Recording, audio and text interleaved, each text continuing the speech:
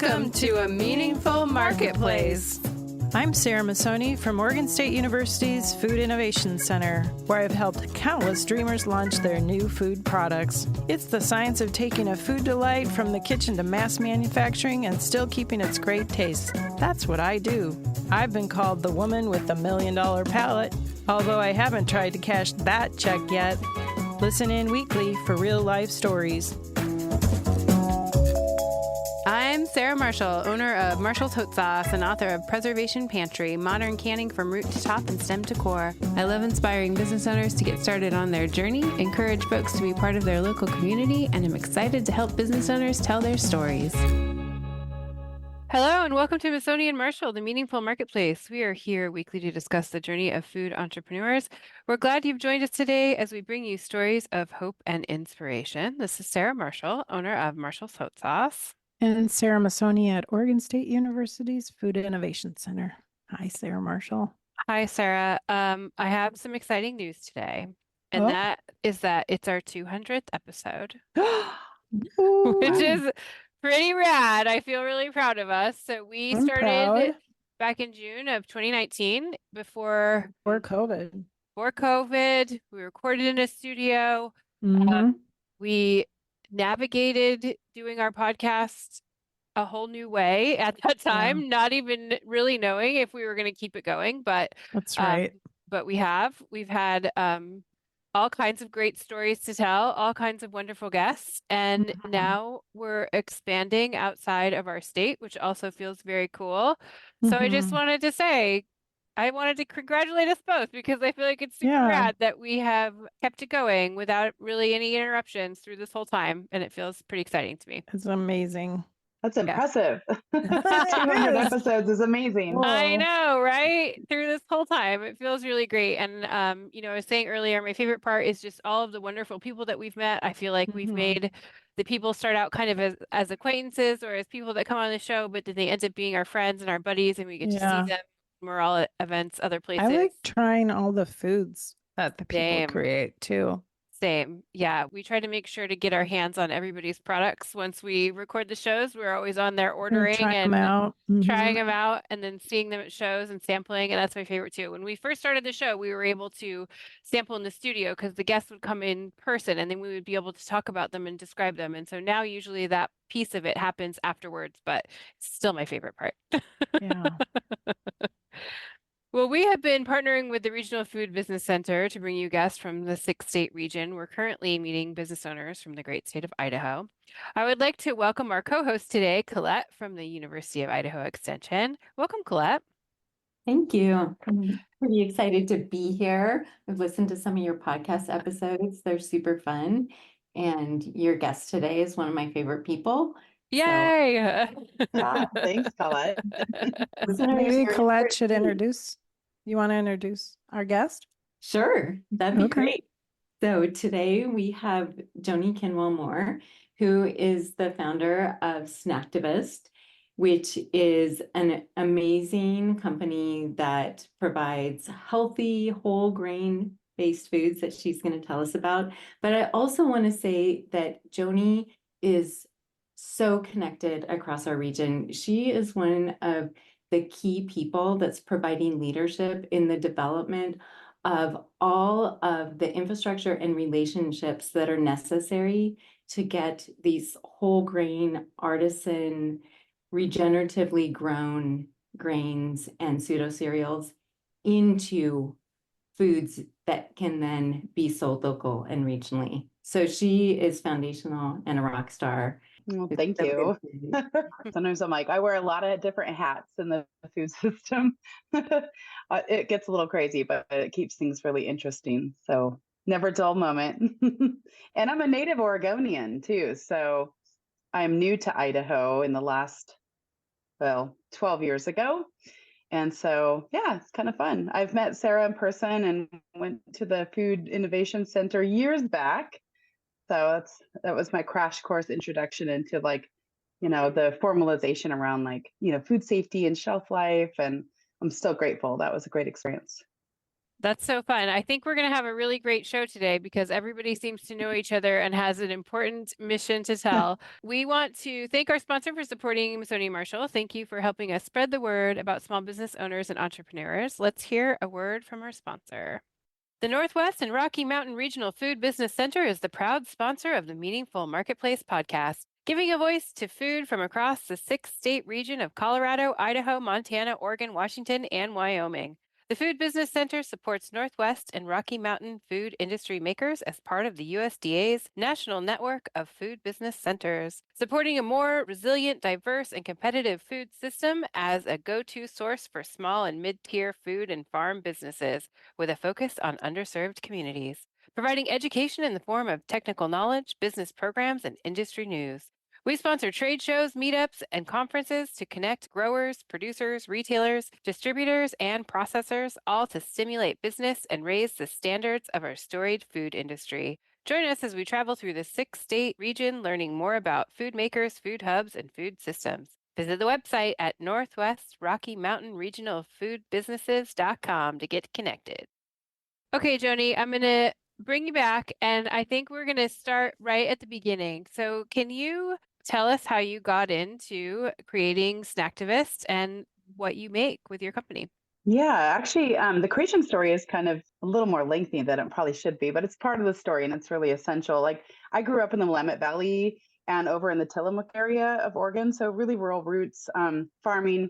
I was one of those kids that could drive a double axle diesel international when I was 16, like harvest equipment and whatnot. So agriculture has always been really part of my roots, but I ended up going into the hard sciences when I went to college, and I was in a field called ethnobotany. So you study how people use plants for food and medicine, and got really deep into the chemistry of how and why we, select certain foods and how that interacts with our gut microbiome and our body. And I got really passionate about healthcare. So I ended up leaving research as a grunt. I wasn't like a real researcher. I was a grunt, which was important and cool, but still grunty. And I ended up going into becoming a grunt in the healthcare system and was an RN at the bedside, ICU, ER, cardiac care, and diabetes education for 15 years. And it was there I really rediscovered again the fundamental gap in our diet, in that we've switched to a modern American diet, which is driving diet-related disease at epidemic proportions, like impacting our healthcare system and our GDP by trillions of dollars. But also that we've literally bred a lot of the medicine out of our food.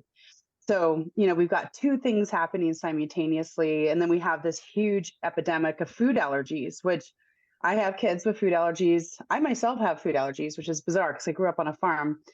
And I, remember I had many lonely nights in the ICU at 3 a.m, with very sick patients, but you're just sitting there. And I would research our medical library because we had it online right there at the computer.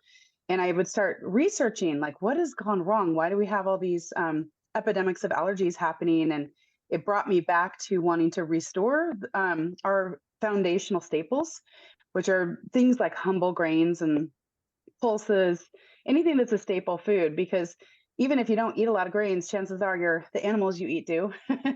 And those have also been corrupted, and that significantly impacts health, both in the animal world and in us as the secondary, participant in the value chain or in the food chain. And so it led us on a journey, and that's why we founded Snacktivist, is we wanted to put activism back into eating and to help realign our food and ag system with the outcomes of positive human health and climate resiliency. And so I've long been part of regional and local food system activist groups. I was on a board and worked a lot with Colette many, many years ago in one of our inland Northwest food networks. It was a food nonprofit that was advocating for local food systems. But I lived in Alaska for many years and worked in local food system and environmental activism up there as well, in the nonprofit space, just as a volunteer and board member, et cetera. And, we really can't separate human health and climate health and microbiome anymore. They're intricately related, and we need to make sure our food system is doing the work to systemically realign that system in a positive way. So that's what Snacktivism does, like as a movement. What we actually do is a combination of things, because we really look at ourselves as a food innovation company, and we have a focus on elevation of underutilized crops or opportunity crops. So these are crops that have been forgotten since the Green Revolution, like millet, sorghum, teff, pulses, heritage and heirloom wheats and rye and barleys, because we've shifted. We've eliminated 75% of our crop and food system genetic diversity in the last 100 years. And that's a major problem for many, many reasons. And so Snacktivist as a product company is focused on consumer innovation and getting those crops into hands of individuals in a healthy and intact way. That's what we do. You can buy pancake mix. You can buy, if you're an institutional corporate chef, you can buy products from our ingredients line. Or say you're a huge company, you just need help building a regenerative supply chain. We help in that manner too by providing access to distributed markets for regenerative commodities. Well, and I feel like you and Colette are really our experts in this field right now. And I think some of our listeners might have questions when you talk about ancient grains, but your company is gluten-free, or you talk about animals eating grains. And so people are still consuming those animals, so they're getting that same stuff from the grains. Like, I just feel like we need a little bit more information. Can you talk about the different kinds of grains that you focus on and why these ancient grains are so important? Yeah, so chances are, like if you run down a market of choice and you grab a bag of Snacktivist something, it's probably our vegan gluten-free line. So it's top 9 allergen-free, which is super important. A lot of people have food allergies nowadays, and a lot of people elect to eat a vegan lifestyle. We're not out to like deglutenize or veganize the world per se, but we strongly believe in making sure that there's great solutions on the market that help people live their best life if that's the lifestyle that they need to lead. However, we also want those products to be good enough to where even if you don't care about any of that stuff, you're still going to enjoy the product. That's where food service really comes in a fantastic way. And we work with a lot of chefs that serve our products to everybody, regardless of their, dietary status, just because it's a dang good product. And that's because the mantra of our company has always been, it's what we put in our food, not what we leave out, that makes it truly great. And by building those like high integrity supply chains where you're sourcing high quality fiber intact flours and ingredients, it really makes a difference. A lot of gluten-free foods are just starch and maybe some rice flour, and they're free from a lot, but they're not really full of anything. And they're definitely not full of nutrition, flavor, or fun. So we really felt like that was an opportunity to help families that were like ours that had some food allergies. But we've literally, really gone beyond that. We work with a lot of wheat farmers. We work with people across the sector. We just really believe that being super reductionistic and focusing on something so small is not going to have a systemic change on our system. And so Snacktivist, as like an activist-oriented company, we're always going to focus and default to systemic change and measures that will create the most ripple effect across our, regional food shed as possible and beyond. And I think to your question about what is an artisan grain, there's a lot of definitions out there.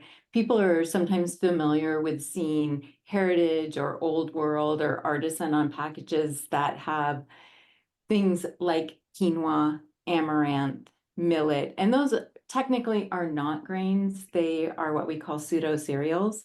But when we're talking about artisan grains and we're talking about wheat or rye or triticale, we're really talking about grains that have some type of value that's different than what you would find in a mainline conventional market. Or so it's grown in a special way. It might be a landrace or an actual ancient grain that's pre-hybridized. So this is a very old race. Landrace is when people are out in their field picking the best of that crop and replanting it. And so there's a lot of different techniques. There's a lot of different skill sets. But as a consumer and as a baker or a brewer, there's a lot of different flavor.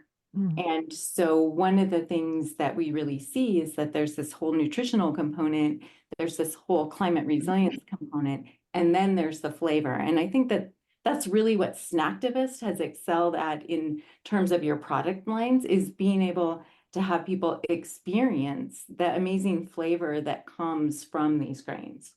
That's awesome, Colette. Thank you so much for bringing that up, because I think we do get that a lot, and I sometimes forget about it, like especially with products like our focaccia, for example. It's made out of whole grain sorghum. And when you taste it, you're like, I've never tasted anything quite like this, but I love it. And I don't love it because it's free of something. I love it because it's super flavorful and fun. And all of those flavonoids, all of those phytochemicals that give a flavor signature to an ancient grain or an opportunity crop like sorghum, which is considered an ancient grain, we often don't appreciate enough. Like, not only does that stimulate our mouth and our palate, and there's a culinary experience there, but all of those molecules have profound effect on our gut microbiome as well. And those are the things that help drive health in ways that we don't even understand yet. There's a whole frontier of human health there that is really exciting and will explode here in the next 10 years, I'm sure, as we develop the access to science that is needed to truly understand it from a scientific perspective. And that's where it comes in, talking about what your soil is like. What is that microbiome in the soil? Yeah. Does that impact the plants? How does that go into terroir or the humans? And so that's why it matters what animals eat, just like it matters what that nutrition really comes from the soil. And then it comes from the microbes in the soil that are releasing that goodness. That's right. Yeah. And Colette and I have this incredible opportunity to work with farmers that have pioneered this in the inland Northwest. Like a very close friend and colleague of ours, Don Schurman at Palouse Heritage Farms. And he has been growing these landrace varieties. So they've selected carefully these very special wheats and barleys that have very amazing characteristics for culinary chefs. So they sell into exclusive culinary markets. And we had a baker move all the way from Texas just to be close to him so he could make fresh stone milled bread and artisanal baked goods based on the terroir signature of those wheats. So there's like this whole world emerging. And what I've always said, like, we have an incredible agricultural environment here in the Northwest in general.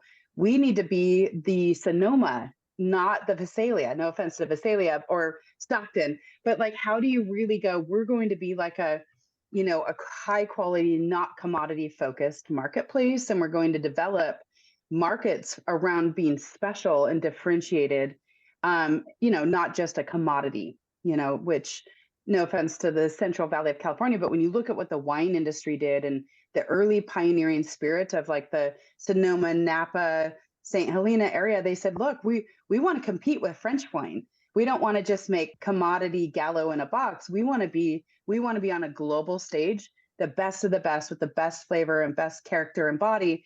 And they did it. And I think we can do that here in the Northwest as well, but through humble staples like grains, things that people forget about, even potatoes.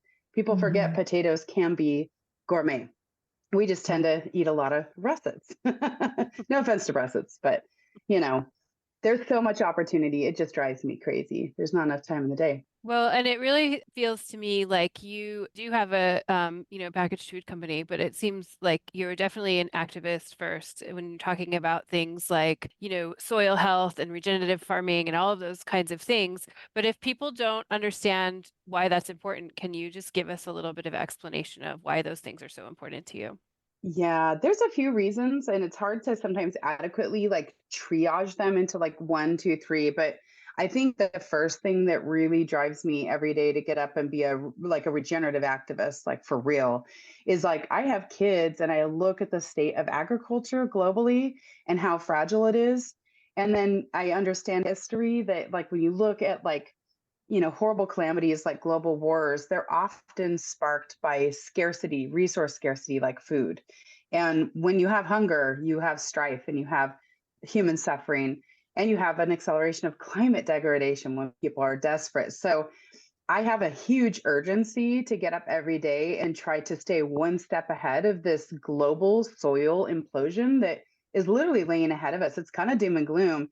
And in some places, in some parts of the world, it's very imminent or it's already happening, like desertification in many parts of North America, many parts of the world. We see it happening in front of our eyes. The Iberian Peninsula is really intense right now, and it's changing climate patterns. And so, on the Western coast, we have a much slower degradation of soil because we have a lot of rainfall. But in many of our bread baskets globally, this is something that is so urgent that the UN has declared it as like one of the biggest emergencies ever to hit humanity, and other organizations as well. Like, it's a big deal. So honestly why soil health really should be on the lips of everybody globally. And because it's something we can do. That's the second reason that gets me so excited about it, is that by eating and by being a participant in the food economy, you literally can be part of the solution. You can eat in a way that is still affordable and help contribute to repairing the soil. And so the way we repair the soil is by adding back diversity to the crops and minimizing tillage, and in some cases reintroducing livestock rotations and bringing back that more ecosystem holism to the system to restore that microbiome that holds our soil together. Because soil is not dirt. Dirt is inert. You can't live on dirt. It's biology that makes that come to life. And biology also drives our climate patterns. So I think we get a little bit narrow-minded when it comes to climate focus, and we get carbon tunnel vision, and we just think all about electric cars and GHG reduction strategies, and that's all super important. But food and agriculture produce over 30% of greenhouse gases, and the lithosphere, which that thin little layer of soil, 6 inches globally around the world, holds so much carbon and could hold more if we changed our stewardship practices. So we can be really intentional in helping to capture carbon and put it back into the Earth's crust where it belongs, stabilizing our global climate just through good stewardship and producing food for the world to eat. And that's really amazing. That's an empowering thought. And that's where companies like Snacktivist come in, because farmers are willing to grow things in a different way, and many are and want to diversify, but they have to be able to sell those crops. So we need innovators like Joni that are developing the products and making that available direct to consumer in retail, but also in wholesale, because we're talking about a lot of volume. I see Joni, you know, the acres that are out there to fuel this, you know, whole mind-boggling. Developing new food products is incredible. It is. And yeah, I'm so glad you're talking about this, Colette. I'm just excited to keep going. Well, I think one of the things that excites me is that many of us love local food. And because local food is really based on the true cost of production and giving a fair return to the farmer so the farmer can support their family and their business, it's actually more expensive. It's not subsidized by a lot of systems that some of the larger acreages have. But when we move into really supporting developing products around grains and pseudo cereals that are already grown at a larger scale, we have the potential to have much more affordability within what we call that local food movement. And so that's one of the things that excites me, because we can have these products in our schools. We can have baked goods made from these types of grains and these mixes that Snacktivist does in our hospitals, in our work cafeterias, because they do cost a bit more, but they're more affordable. And that plays back to the farmer being able to change their practices, which creates that carbon sink, which can help the climate. And then we're really hearing about that a lot, about regenerative ag and how important that is. We gotta take a quick break, and then we'll come right back and finish up our conversation. Oregon State University's College of Agricultural Sciences and the Food Innovation Center are proud sponsors of Meaningful Marketplace. With a mission to serve all Oregonians, we are committed to giving voice to those whose food and agricultural stories are not always heard, by providing access and opportunity for a more diverse and just food system, because food brings people together. All right. I think we were kind of on a roll there, but I do want to change the subject a little bit, because I saw that you did some fundraising to get your business started. Can you tell us a little bit about your campaign and how you brought in so much money? I think a lot of our startup folks are always trying to figure out, how do I do that? It is so difficult to do. Like, it is so difficult to raise money. And CPG is that's consumer packaged goods. So that's the avenue that goes into major retail. It is so expensive to participate there and win. It's very tough to do without capital. And so we had a very different focus prior to COVID. And when COVID hit, we shifted back to a retail focused strategy. And that's when we realized we had to raise money, because if you're going to go into like main line chains, say you get a contract to get into 400 stores at a chain that you want to sell into, you're looking at, sometimes $50,000 just an upfront cost just to get on shelf. And then the inventory and the buy one, get one free or free fills or all the discounts and promotions that go on there. It's very difficult to do that without raising capital, unless you just happen to have like a vault of money, which some people do, and that's great. I didn't. So we did need to raise capital, and we did grow. I mean, you can buy our products coast to coast, but we are now, because retail is in a precarious position right now. There's been a major shift in market share. Private label is really steering the ship right now. So for premium brands and brands that are pioneering, it's a really tough time. And people don't cook from scratch. So baking mixes are not a great place to really, go for it. So we're really focused, like we're actually, and I'm just going to say it because I'm so excited about it, but we have formed a great relationship with Sodexo, which is one of the largest institutional managers in the world. They manage campus dining, school, military, prison. We are very lucky to be working with such a dedicated company like them. That's like, look, this is the future. You're bringing plant-based options, you're bringing regenerative supply chains. Like, it really helps them hit a lot of the milestones that they're wanting to make with delivering higher nutrient dense foods, which regeneratively grown products do have great nutrient density qualities along with them, in addition to all the other fun stuff like climate. But they're also very focused on their climate footprint.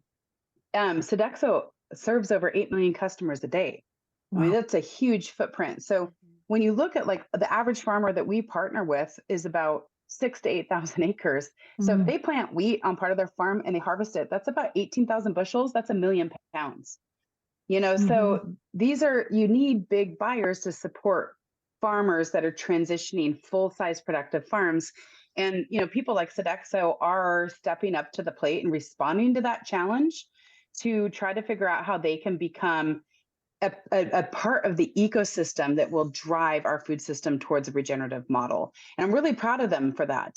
That's a tough thing to do for a huge company, because huge companies have to be very mindful of their bottom line. But they're really stepping up to the plate and making some great commitments. And I'm just super proud to see big corporate leaders try to lead the way and kind of go out on a limb and do something like partner with a little brand like us to bring regenerative solutions to the market. How do you find your farmers and make sure that your values align? So usually our farmers kind of find us, usually in a conversation or a conference or word of mouth, or maybe they're agronomist, which is kind of like their doctor, like that comes out to the field and takes the labs and does the assessment. And they're like, I think you need to do this. They're often like, oh, you should call Snacktivist. And so they often come to us in that way. And for the longest time, we were not as formalized about developing our farmer network as we should have been. So in the last 6 months, we've really made some steps to create what's called the Snacktivist Nation Project. And the Snacktivist Nation Project is kind of a separate thing, because we have Snacktivist branded products, which are like tangible things. Snacktivist Nation is a database of farmers that are doing something that is different than what they've done before. And we're willing to work across verification programs. We're willing to work with people who are just starting the process, because we want to build a system that incentivizes them and rewards them for doing better every year. And so we have a regenerative verification tool. I mean, we work with organic farmers. They still need to work on the regenerative verification tool that we just use internally. We've developed it internally, because organic farmers are not always regenerating their soil. People don't realize that, but they can have severe soil exhaustion, even though they're organic. So they're not using chemicals, but they may have some serious soil compromise.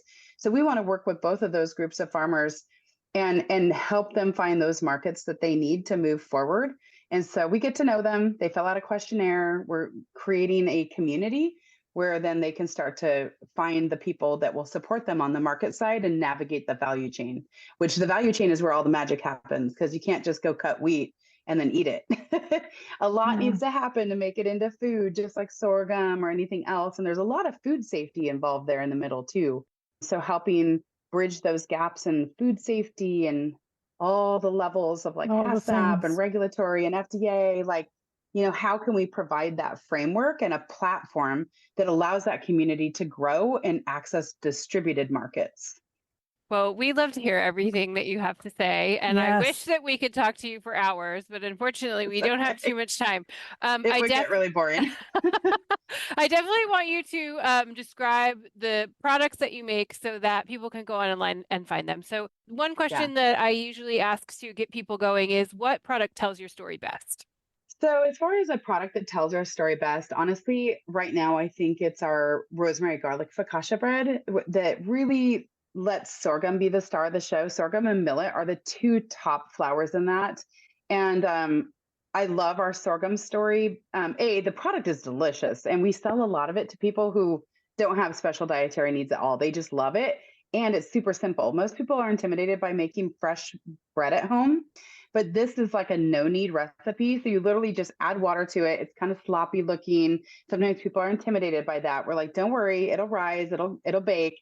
And it makes this like really delicious flatbread, and it has great texture. It's really versatile.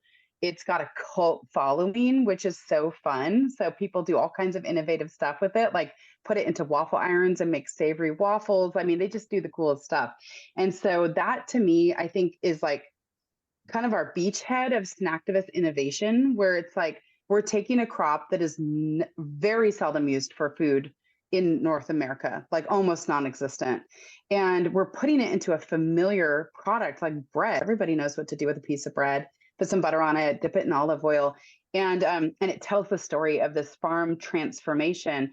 And right now, like all the sorghum, like if you buy a package at Market of Choice in Portland, you're going to be tasting Steve Tucker's sorghum. He is a fantastic farmer. You're going to be tasting the beautifully crafted genetics that came from Larry Richardson, who's a longtime multi-generational sorghum breeder. And he has bred this special seed just for product application like this. And you get to taste all of that amazing stuff with the product. You get to taste the millet, and the millet will soon be coming through our processing facility that will be, managing that in a vertically integrated way. And, that's driving discovery of crops that have extreme climate resiliency. Like sorghum and millet are the crops of the future. Most people just have no idea what to do with them. So putting it into something like a pizza crust or a bread makes it approachable. And that's transformational. And that's what Snacktivist is all about. I got really excited when I saw your falafel mix because that's one of my favorite foods. And so I'm really Yeah, I just excited. made love it. falafel last night for dinner. Ah, well, have to get some We later. love falafel. what kind of grain do you use in there? So falafel is actually a legume-based product, and it's garbanzo. made from a Kabuli garbanzo bean. And right now, like we are working to bring in a fantastic supply chain from some of our favorite farmers down in Camas Prairie, which is in Idaho, actually. It's like near Moscow, Idaho. And they grow these big, giant, beautiful Kabulis. And their flour will be coming into our falafel soon. And what I love about them is they've repaired their soil so well. They used to need fungicides. They used to need herbicides. They used to need all these additives and chemicals. And everyone said, you can't do it organic here. It's impossible. And they were so good at stewarding their soil and repairing their soil that they got to the point where they naturally eliminated the chemicals. And now they're in their second year of organic certification pathway. And they got there naturally just through soil stewardship and regenerative ag, not because they wanted to be organic farmers. That wasn't their goal, but they've just done such a good job that they've gotten there. So those big, beautiful fat Kabulis will be in that falafel product here in the near future, which is great. I was just looking at your nutrition. Your sodium's a little high, to be honest, on the falafel. It is. And we kept pulling it back, and then people were like, it's bland. So we were like, well, we're not selling it into hospitals. So maybe think of you do have lemon juice in there. I'm gonna have to there's try a lot of lemon juice in there. Yeah, it's tasty. Colette, do you have a favorite? Do you have a favorite Snacktivist product, Colette? Well, I really wanted Joni to talk about her ivory tuff pancake and waffle mix. Yeah, and that one it can be found at food service locations throughout the Northwest, like Happy Day Juice Bar in Portland. They do the most amazing things with our waffles, and they're totally vegan, just add water and oil, so they're super easy to make. and gluten-free. And they are made out of ivory teff that is grown in Idaho and Washington and Oregon. And it's milled and processed with a partner facility in Boise, a wonderful family-owned and operated company called Mescal Teff. And they have a fantastic story. They're incredible innovators. They've brought teff, which is a traditional Ethiopian grain, over to North America and grown an incredible market for that here. Teff's one of the most nutrient-dense grains in the world. It is a fantastic crop. It's drought resistant. It's really a superfood crop, and most people don't know what to do with it. So we made it into pancake and waffle mix to make it super simple. But it has a rich, nutty taste. So you'll taste it when you go down to Destiny's Juice Bar and pick up a waffle. You'll be like, oh my gosh, this is like a flavorful, fantastic waffle. So it's fun. Thanks, Colette. I think teff is another one of those grains, pseudo cereal, probably technically, that, we're going to start hearing a lot more about. And that's so exciting because, as all of you listeners can tell, every one of the ingredients has a story in these products that Snacktivist is. And Joni is one of the people on the forefront of the technology that will help eaters understand and be able to access those stories. So could you just say a little bit about that too, Joni? Yeah. So I do have a tech company as well. And we use digitized technology to help tell a story about food right on pack. So you can scan a code, or you can experience the story of the food through a digitized experience on your phone using a smartphone.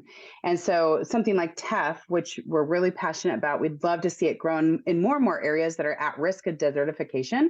Like you could, be sitting down eating a vegan waffle in LA, for example, and go, oh my goodness, this teff waffle is helping us restore lost farmlands along the Colorado River that have lost irrigation, and they cut down the orchards, or, people felt like they needed to abandon their farms because they couldn't grow their cash crops anymore. But the reality is we just need to redefine what a cash crop should be. If we started eating more teff, we started eating more things like sorghum and millet and many other resilient crops that are out there that restore soil and can live in really extreme conditions, we don't need to be losing farmlands because of changes of access to things like irrigation or restrictions and applications of fertilizer. We just need to get creative about how the market responds to that. And it's delicious. That response is amazing. So I love that we can tell that story on pack, and we can give a transparent, data-driven report card as well. So we can say, oh my goodness, what do you mean this chicken was fed proso millet instead of corn, and we saved 15 gallons of water per egg? I mean, that is a footprint and a half. And so a little back of the napkin math, we need to do some really deep quantification on that. But to me, that's where the future lies, is we have to design our food system to meet the needs of a changing agricultural system. And that agricultural system is responding to decline in human health and climate changes as well. And we can do it, but we have to do it. I'm allergic to eggs, so I can't even eat them. That means every time I don't eat an egg, I'm saving 15 gallons of water. Is that what you just told me? That was our back of the napkin math that I did with an agricultural expert in the Midwest, and we were astonished. So I'd love to find a university that could help us do some more quantification around that, because you look at crops like sorghum, and they use 70% less water than corn, and they provide a great nutritious grain. And those are the metrics that are going to be meaningful as we move forward. I made flatbread for dinner last night using millet. So, what type of millet? Was it proso millet? It was just something I got at Bob's Red Mill. It was pretty tasty. Oh, probably proso. Proso millet is such an important crop. And I just would like to say real quick, these superfood crops also have really great glycemic index type profiles. So for people who are managing metabolic syndrome, which is literally the vast majority of Americans over the age of 50, we have a lower absorption of carbohydrates, higher fiber content, really cool phytochemicals that affect the microbiome and make grains more digestible, and they're lectin free. A lot of people are really worried about lectins in their diet and anti-nutrients. These opportunity crops don't have them naturally. So things like proso millet are transformational, and they actually could help reduce or even end summer fallow in many of our Northwest areas where we have, tilled barren land all summer long, baking in the sun and blowing into the Columbia. Why not plant Prutha millet? Like, that's a great rotational crop that could solve two huge problems, human health and soil degradation in the summer in the inland Northwest. So it's cool stuff. Yeah, I had quinoa in our dinner too, so I think I did pretty good Oh, last night. quinoa's amazing. Yeah, you were like totally rocking the opportunity crops. So. Yeah. Quinoa and amaranth, yeah. all of those are amazing crops. They're amazing. It's easy to So- add those things to your meals if you just spend a little bit of time thinking about it Yeah. and making sure you have it in your It pantry. is. Well, It is. And in fact, there's a really cool pasta company in Portland that we've been looking to partner with to produce a Pacific Northwest regenerative pasta. And so it would have sorghum, it would have millet, it might have some quinoa, it would definitely have either lentil or garbanzo. And then we'd have one with wheat, like a nice wheat. So it's more of a familiar pasta for the wheat eaters. But then we could have a gluten-free one as well. And they would both represent a rotation in the inland Northwest of like what a holistic farming rotation could look like. And it would be pasta. I mean, how familiar is that? So we'd love to get that to the finish line for our partners like Sodexo and Charlie's Produce, who are amazing and have done a lot of heavy lifting to help us reach markets. I'm using those distribution partnerships that are so important. So shout out to Charlie's Produce.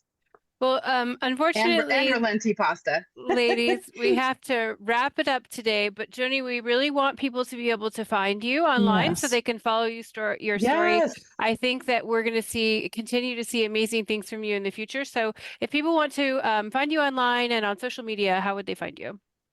The best way is go to our website. We're actually updating it to announce the Snacktivist Nation project here very soon. Right now, it's very baking mix focused, which is fine. Amazon, we have a robust Amazon store. Local markets, market of choice, amazing partners. I have to say, I'm so impressed with what they do and really getting behind regenerative agriculture in a super meaningful way. So if you're in the Pacific Northwest and you have a market of choice, please go pick one up. And then we have food service locally as well, places like Wellness Bar in Northern Idaho, if you're an Idaho listener. And we're always looking for more food service customers. But if you want to follow us, Snacktivist Foods on Instagram, Facebook, LinkedIn. We're very active on LinkedIn because there's a lot of climate advocacy and nutrient density work being done there. And we're getting ready to boost up our Twitter as well. So we'd love to talk to you on any of those channels. And www.snacktivistfoods.com.